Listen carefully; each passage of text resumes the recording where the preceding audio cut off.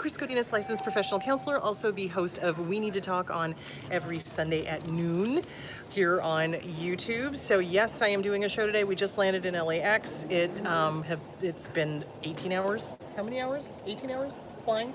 Something like that. So we've been up for like 24 hours. We're tired. So anyway, there is that. So today's show is just going to be a hodgepodge of questions because I wanted to answer some questions that people were asking. So what I got was, can you talk more about caregivers and burnout? So what is that? Why do they get it? What happens? And then the other question was about how is it that hoarding and trauma are related? So I want to talk about the caregiver one first. Okay, so the cool news is that apparently a lot of new to the business people are watching my videos, which is good because they need to learn this stuff. So what happens is when you've been doing this for a while, you can get compassion fatigue is what it's called. And it doesn't just happen to social workers. It doesn't just happen to counselors.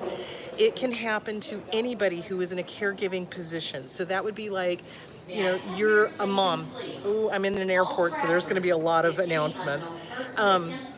There can be, you can be caring for children, and you're also caring for your older parents.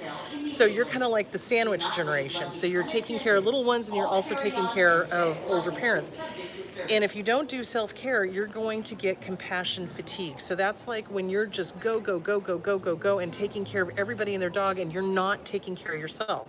That happens to people who are caregivers, which is why it's so important to be aware of your codependency so that you do not give to the point where you're keeling over and not taking care of yourself. If you don't take care of yourself, you're not going to be able to help anybody else. So what happens with social workers, what happens with therapists, what happens with nurses, what happens with doctors, et cetera, is that they're in a caring position and they're helping and they're giving and they're giving. And if they don't take care of themselves, that's when they get jaded. And that's when you get like the nurse ratchets, you know, and you don't want that. You don't want to be nurse ratchet. You really don't. You want to be able to balance and take care of yourself. And that means having boundaries. That means knowing when you have reached burnout, knowing when you have reached too much, knowing when you have reached the point of, oh my gosh, I need to take care of myself.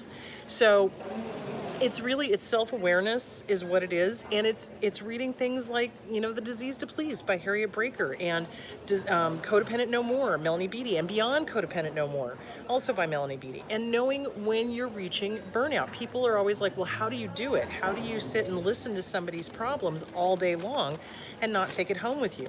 It's called compartmentalization, and you have to learn to do that. If you're in a helping position, helping profession, I'm sorry, my brain's a little fried because I'm a little tired, but if you're in a helping position or a helping profession, you have to learn to compartmentalize. So for me, it's when I go and I do my clients, I leave them at the office. I do not bring them home with me. I don't. I mean, every once in a while, I'll have a case where it's really, really on my mind.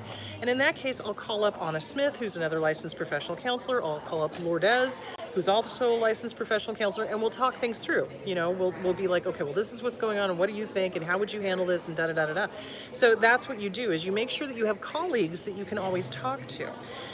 If the cases get too much, and it can happen. So I had one case that was just horrific child abuse, like horrific, and the pictures still to this day when I think about it make me sick to my stomach. That one stayed with me, and that one I had a hard time getting out of my head, but I had to, because if I didn't, I was going to drive myself crazy. So when you're in a care profession, you have to learn to dump it, and to get it compartmentalized so that you don't bring it home with you. And you want to be able to have really, really good boundaries. So for example, sometimes clients will call and demand, you know, because they're clients, they'll demand an appointment on a weekend. No, I'm sorry, I don't work weekends. I don't. That's my time for my family, and that's my time to do my show. That's what my boundaries are, and I let people know that.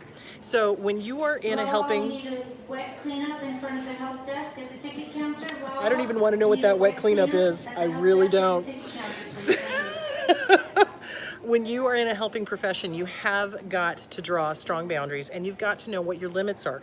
And when you've reached your limits, you've got to do self-care, and you've got to, and this goes for you at home too, if you're taking care of little ones, if you're taking care of elderly parents, and especially if you're dealing with an abusive elderly parent. Know what your limits are, and know when you're going to say no, and know what your cutoff point is. What is it when you're like done? I'm not playing this game anymore, we're done. You got to know what your limits are. So that's my recommendation for that. So the other question that I had was on trauma and hoarding. So people were asking if I could speak more to that. Okay, so trauma affects the inner child, okay? And depending on how old you are when that trauma happens, your inner child makes some really interesting choices about how it's going to handle said trauma. Now, if the trauma does not get dealt with, one of the things that can happen is hoarding. So what will happen is that, let's say a really nasty divorce happens, the kid is really young, there's abuse, et cetera, et cetera, et cetera.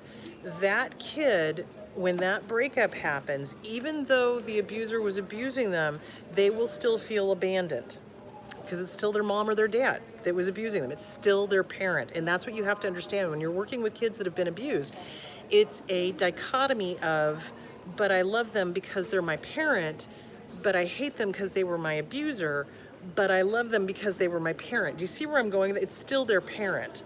You can't negate that, and you can't be like, oh, well, they were an abuser, so, screw them. You can't love them. You don't want to do that. You want to validate. You absolutely want to validate. You want to say, yes, this person was your parent, and they were abusive to you, and that's not okay. And you can still love them, however they were abusive to you.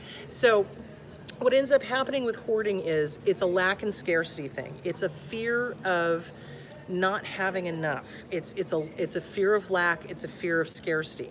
So what hoarders do is they start grabbing on to stuff and to things in order to substitute the emotional stuff that they didn't get, or that they're losing, or that they lost.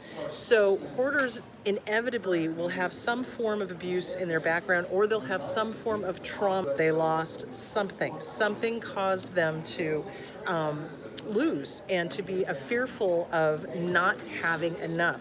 And so they replace the emotions with things. Now, narcissists also replace emotions with things. They confuse the two, okay? And they think that things are more important than people, and they think that things are more important than a relationship or whatever. I mean, because honestly, with narcissists, we have no more meaning to them than that fire alarm behind me. It's an object to be used. With a child that's been traumatized, for them, it feels like security if they have stuff around them. So this especially happened, if you look at the older generation, and they're dying off now, but if you look at the older generation that went through the Depression, almost to a T, almost all of them will have saved bent, rusty nails. They will have saved old tires. They will have saved nylon stockings. They will, do all sorts of things like that, because when they were growing up and they were, young and little kids and teenagers going through the Depression, there wasn't enough. There was soup kitchens. There was not enough food. There was, bad things happening in the country.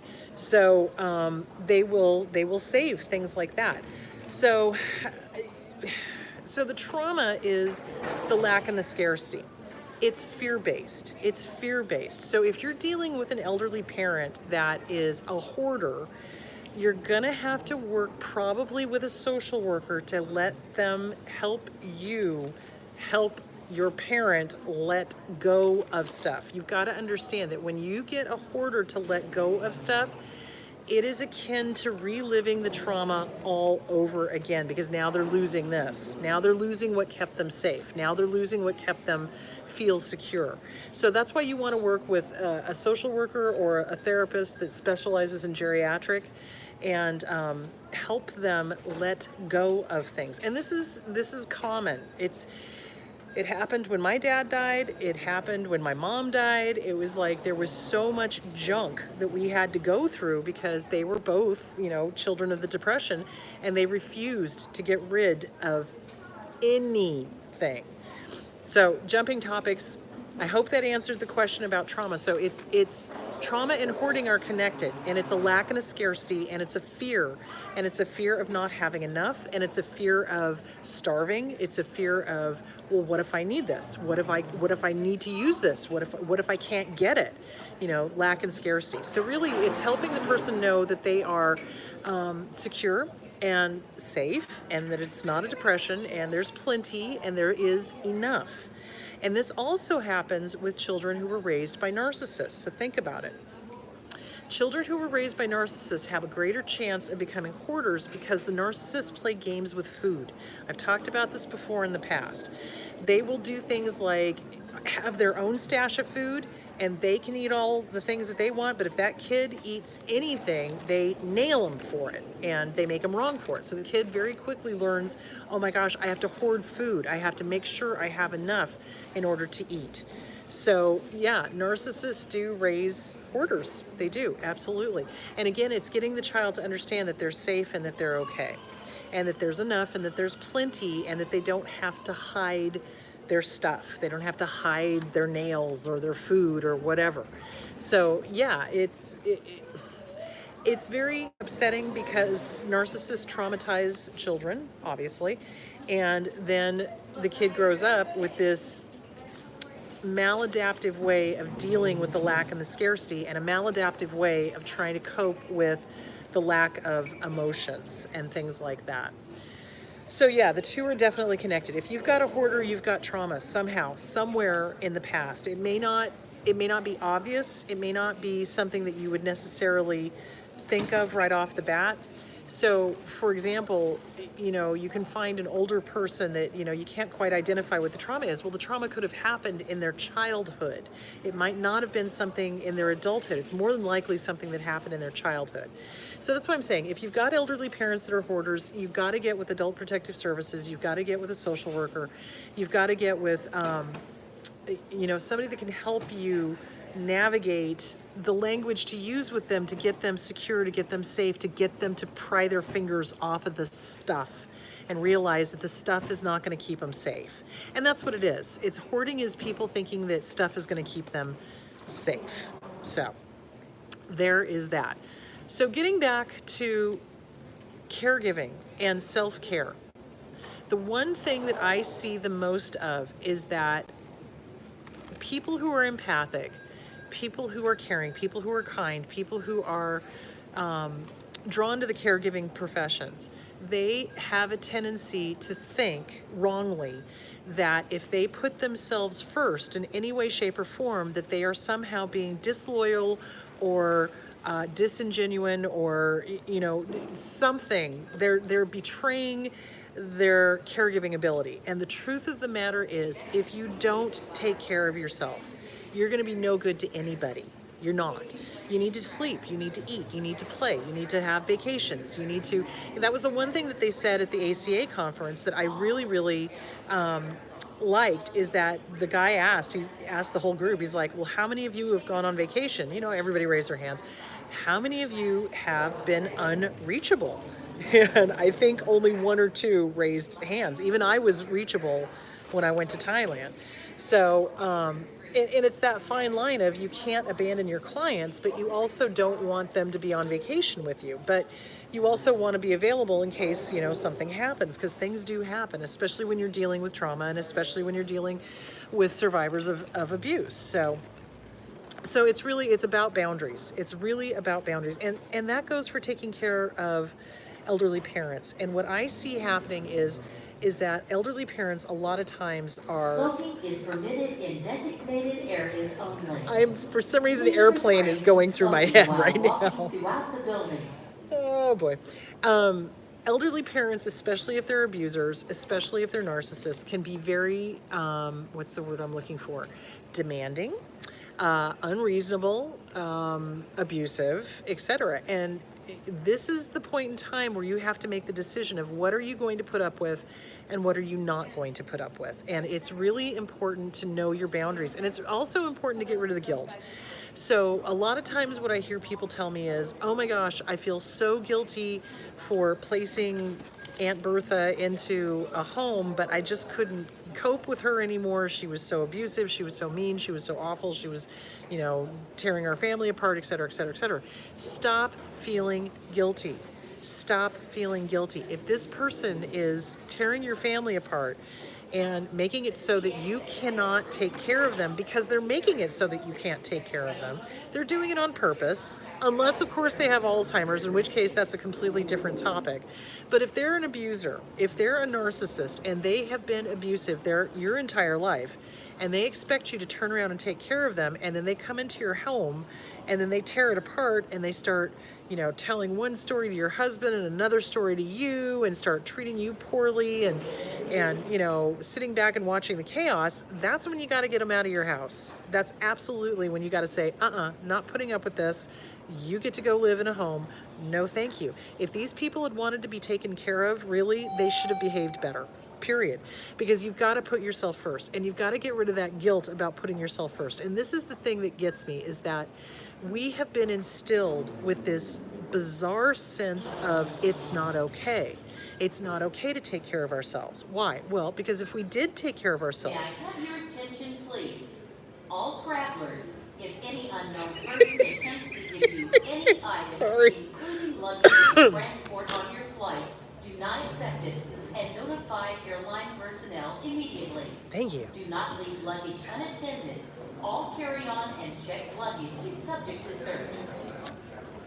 So anyway, what I was saying is that we get hit with this sense that it's not okay, that it's somehow bad or wrong if we put ourselves first, if we actually take care of ourselves. And what ends up happening is what I've seen is that, especially in romantic relationships with a narcissist, the partner will want to do something nice for themselves, buy themselves a ring, or maybe go get a massage or whatever. The narcissist will turn into a 2-year-old and say something like, well, I want one too, why don't I get one? And it's like, okay, wait a minute, you've gotten everything. Why are you begrudging your partner a massage when they haven't had a massage in 20 years? And so narcissists train us to not think of putting ourselves first, or that if we do put ourselves first, we're waiting for the other shoe to drop. And so we don't buy nice things for ourselves. We don't take ourselves out to lunch. We don't go get a massage. We don't take a nap, because remember, what do narcissists do? Their favorite game is to wake people up. So if you're taking a nap because you're exhausted, I can guarantee you your narcissist is going to walk in and start banging pots and pans and wake you up and then tell you you're lazy and all sorts of stuff.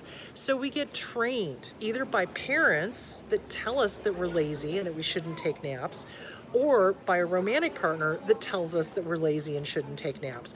And so we learn very quickly not to do self-care and not to put ourselves first and not to do anything to take care of ourselves, because in the narcissist's mind, we are supposed to be taking care of them 24/7, whether we're exhausted or not. And I've seen narcissists where the spouse will have just given birth and the narcissist is pissed off that they're not out partying with them.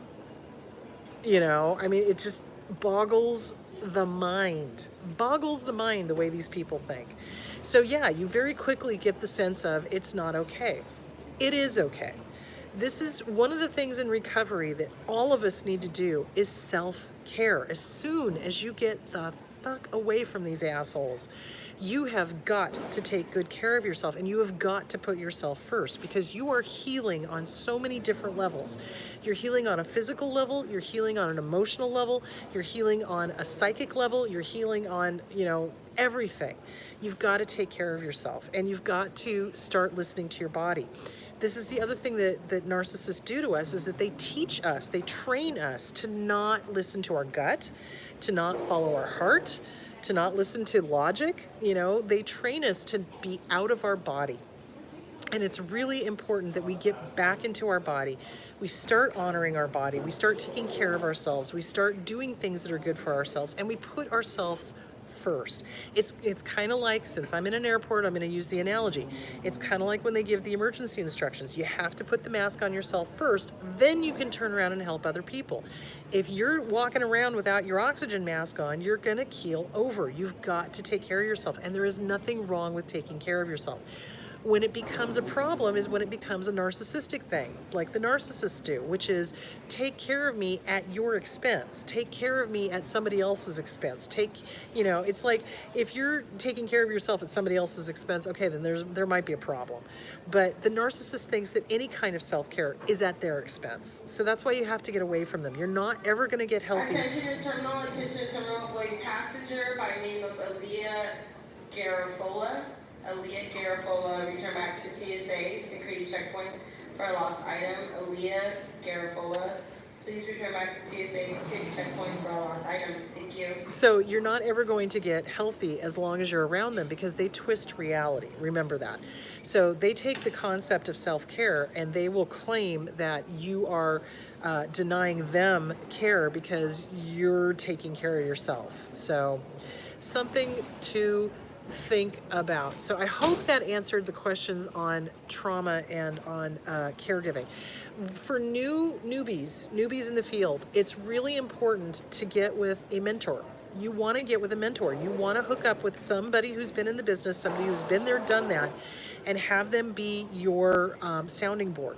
So for me, it was Anna Smith and it was John Nixon. And whenever I had questions, those are the two I go to. So it's really important to get hooked up with a good mentor. Now, the other question that I had about getting into the profession is, what if you find yourself in an agency that is horrible? Well, it happens, and it happened to me, and that's why I went into private practice. When I was working at the agency, which shall be remain nameless, they suddenly stopped taking care of the clients, and they were more interested in getting the insurance money, and they started demanding that we change the diagnoses so that they got more money. And that's when I called the ACA and I said, I need to speak to an attorney because this is what's happening.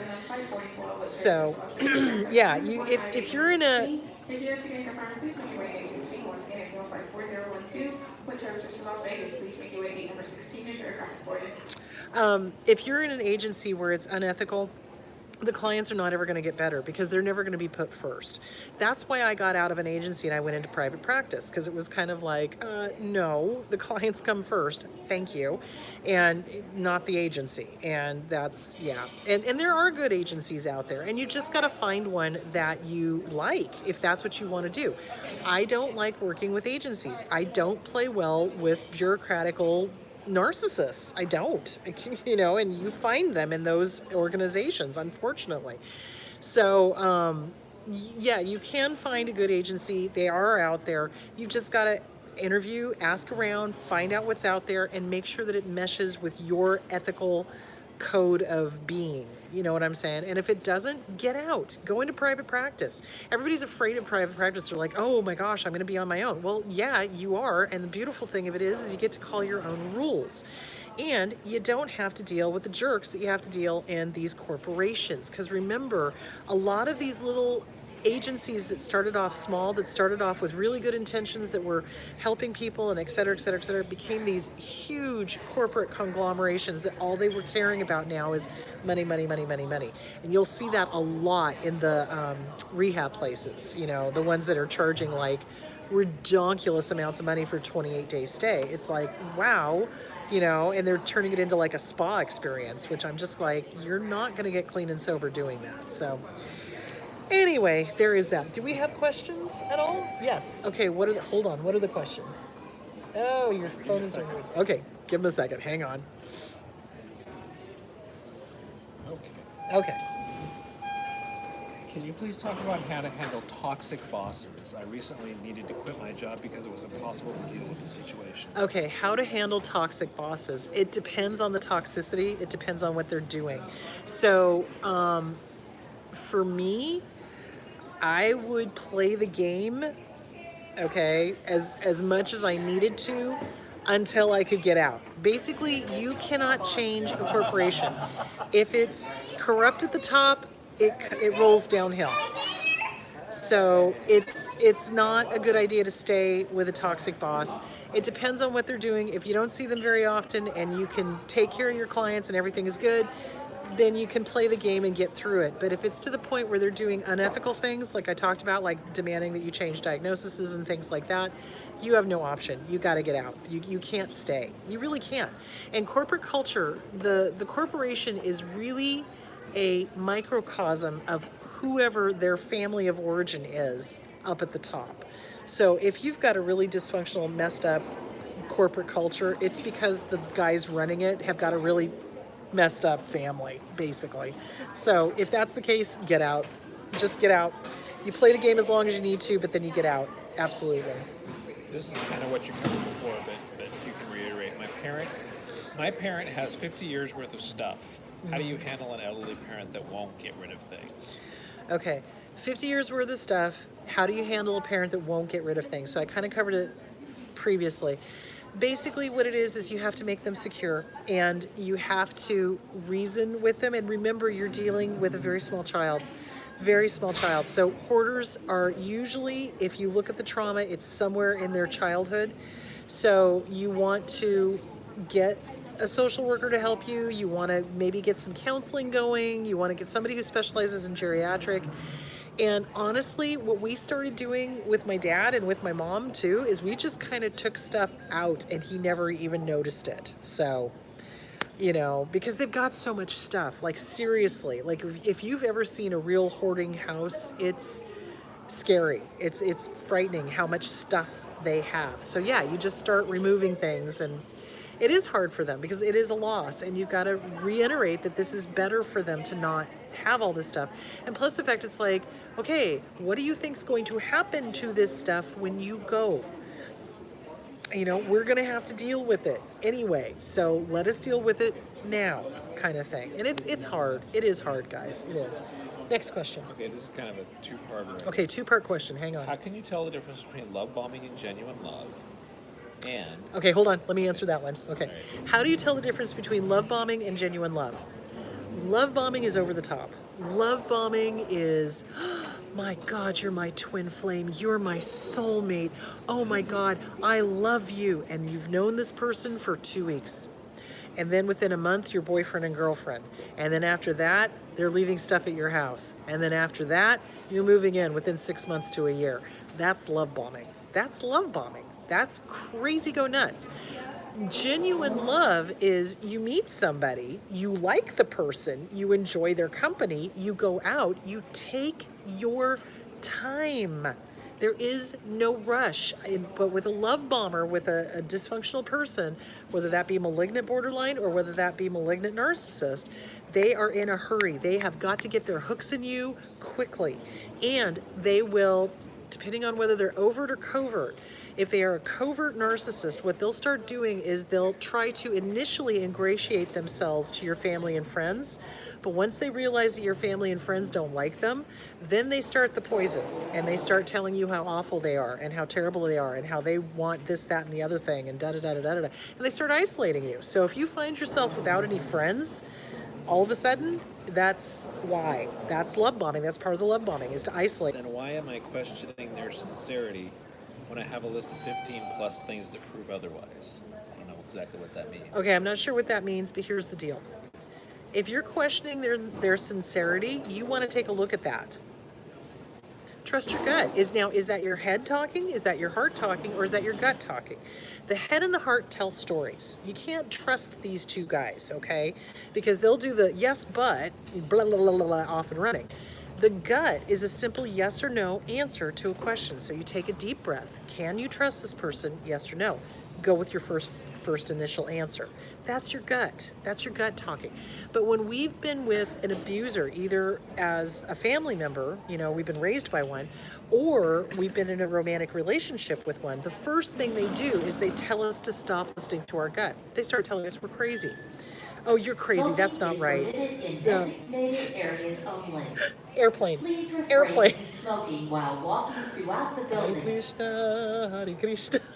Anyway, they tell us immediately, oh no, you're crazy. You're not really feeling that. You don't think that. You don't feel that.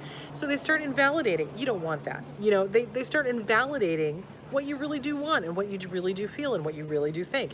And so you start questioning your own sense of who you are. That's what they want. They want you to be completely dependent upon them. Completely dependent upon them.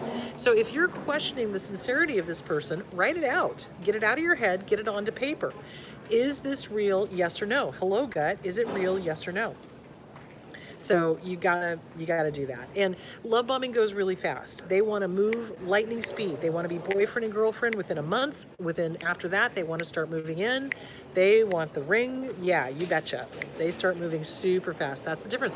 A healthy, normal courtship takes time. You want to take time to know the person. You want to take time to have experiences together. One of the best ways to know whether you are really good for each other or not is how do you handle travel? Traveling together tells you a lot about the person. Do they roll with the punches? Is everything cool? Or are they super bitches or super assholes, That's a good way to know. And you're not going to be able to do that if you're moving at lightning speed and moving in within like 2 months. That's ridiculous. All right, next question. Next question. How do you deal with geriatric extended family members that show traits of Munchausen system and Munchausen by proxy and exert control over children's medical care and dietary choices? Oh, dear God. All right, so the question was, how do you deal with elderly geriatric family members that exhibit Munchausen by proxy and Munchausen syndrome and have control over children's exert control over children's medical care and dietary choices. medical care and dietary All travelers, choices. If any unknown person All right, hang on. Wait till the announcement stops. To transport on your flight, do not accept it and notify airline personnel immediately. Do not leave luggage unattended. All carry-on and checked luggage is subject to search. Okay, so if the children are minors, you want to call DCS. If you're concerned about medical stuff, if you're concerned about Munchausen by proxy, et cetera, et cetera, et cetera, and these people have got control over this person's well-being and they're a minor, you definitely want to call DCS. You want to get a social worker involved. You want to get somebody's eyes on it. So, yeah, that's what you want to do. Yes. John and I are really tired. I'm so sorry, guys. All right, what's the next question? I work in healthcare and deal with death on a daily basis. How can I deal with the emotional trauma my job creates? So you honor it. So here's the thing. When we work in healthcare, we are going to have clients dying. We are. Whether we're doing counseling, whether we're doing, medical, clients die. They, accidents, suicide, cancer, things like that. So you honor your feelings. You honor your feelings. And death is a hard one to deal with. But, you write it out and you allow yourself to feel. That's the thing. It's like I see so many people going into the healthcare professions and they make the mistake of thinking, oh, I've got to be tough. Oh, I've got to be jaded. I've got to be, I can't feel. I can't da-da-da. No, because you're going to turn into Nurse Ratched. You are. And you don't want that. Trust me on that one. For those of you who don't know who Nurse Ratched is, it's One Flew Over the Cuckoo's Nest. So she was just a tough as nails, no compassion, mean nurse that it was jaded. And you don't want that. You don't ever want to become jaded to that. It is the human condition. What we see in the helping professions is the human condition. The good, the bad, the ugly, and the death. And you acknowledge it. You validate it. This sucks. I hate that this client died. This sucks. I hate that this patient died. I hate that this happened. I hate that their family is suffering. I hate seeing it. It's true. You do. And you just write it out. Get it out of your head. Get it onto paper. The biggest thing I think is find something creative to do with it. Find something creative to do with it, whether that is art or dance or poetry or, something. Do something with it. Write it out. Write a book. Do something. Tell your story. And don't ever lose that humanness that you have. That's what makes us great caregivers, is that we feel. And we love our clients. I do, anyway. And when they suffer, I feel it. When they come in and tell me that their dog died, I cry with them, And that's what makes us good caregivers, is because we have the empathy. Don't ever lose that. Don't ever become jaded. So what you do need to do, though, is you need to have somebody to bounce it off of. All good counselors have counselors. I've got a counselor I go talk to. I also have Anna and Lourdes as colleagues that I can bounce stuff off of. So when stuff gets too much, yeah, I give my counselor a call and I'm like, yep, need to come in. This is too much. I need to process. So make sure you're taking care of yourself. Mental health taking care of is still a part of taking care of. It's still a part of self-care. So if you need to go see a therapist, go see a therapist. To have somebody to bounce stuff off of. Have somebody, a colleague that you can talk to. It's hard. Death is not easy. It sucks. And it sucks to see people suffering. And it sucks to see the family suffer. And it sucks when we lose a client that we really loved. So yeah, you're human. I'm glad you are. So take care of you.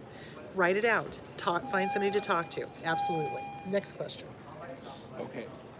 How do you get someone to start letting go of stuff and hoarding if they are located where you can't reach them and there's no one else that can help? You're going to have to call Adult Protective Services. The only time that I've ever seen that be effective is if other family members are in on it and they know that the hoarder is hoarding and it's a health situation now. And you gotta call Adult Protective Services. That's really, and get them help, because it is a life-threatening kind of thing. Because I've seen it to the point where in California there was a couple that was killed during an earthquake because they had so much stuff stacked up it fell over on them and it crushed them. In other cases, there's rats, there's dead mice, there's feces, there's, and if they hoard animals, dear God, that's even worse.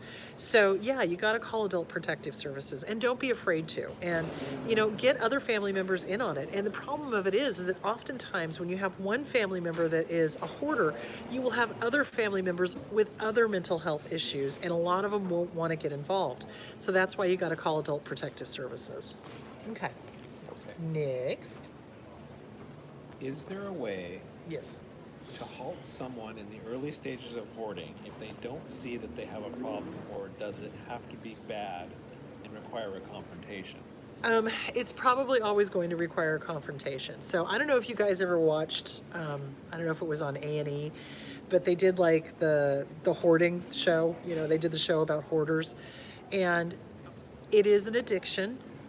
Okay, think of it this way, because it's covering up trauma, and so this hoarding, grabbing stuff, holding on to it makes them feel better, so they're not going to want to give it up. It's like an alcoholic. They're not going to want to give it up, okay? So almost every situation, you're going to have some sort of confrontation. It's going to be an intervention of some sort. So, and they're not going to like it, and sometimes they get it, and sometimes they don't, and usually, unfortunately, Adult Protective Services usually don't step in until it becomes a health hazard, and then they'll step in and try to help the person. So. And then I think this might be the last one. Okay, that's okay. I'm going to cut it a little short How today. to help children that are starting to show signs of becoming a hoarder? So you got to find the trauma. What's the fear? Where's the lack and scarcity? What are they afraid of not having enough of? Is it love? Is it food? Is it comfort? What's the trauma? What are they trying to compensate for? So in that case, get them with a good therapist, get them with a good child psychologist, and have them talk about their trauma. What's going on? What are they compensating for? It can happen pretty young. There was a neighbor kid that lived down from us, and there was a divorce when he was 6, I think. And he started hoarding garbage, like literally hoarding garbage. Like he would ride around the neighborhood and he would like grab cans and stuff that people had put out for the garbage. And the entire house was filled floor to ceiling with stuff. And it turned out because he was traumatized by the breakup and all sorts of stuff. So yeah, you got to get them help early. You do. Just get them into a therapist. Okay, guys, I am running on fumes right now. So thank you for tuning in. And I wanted to remind you guys, there are cabins for the cruise. Cabins for the cruise. So we have 5 cabins, which means 10 more slots are available. So go to Eventbrite, sign up for that. The next thing I'm going to be on is the Mensa, July 6th No, July 4th at 3 o'clock at the Sheraton Grand. And then I'm going to be in Santa Barbara on July 6th. And then I am going to Minneapolis on July 13th. So very excited about that. I'm looking forward to seeing you guys. All right, guys, I'm going to go eat my cheeseburger and catch my flight. All right, talk to you later. Bye.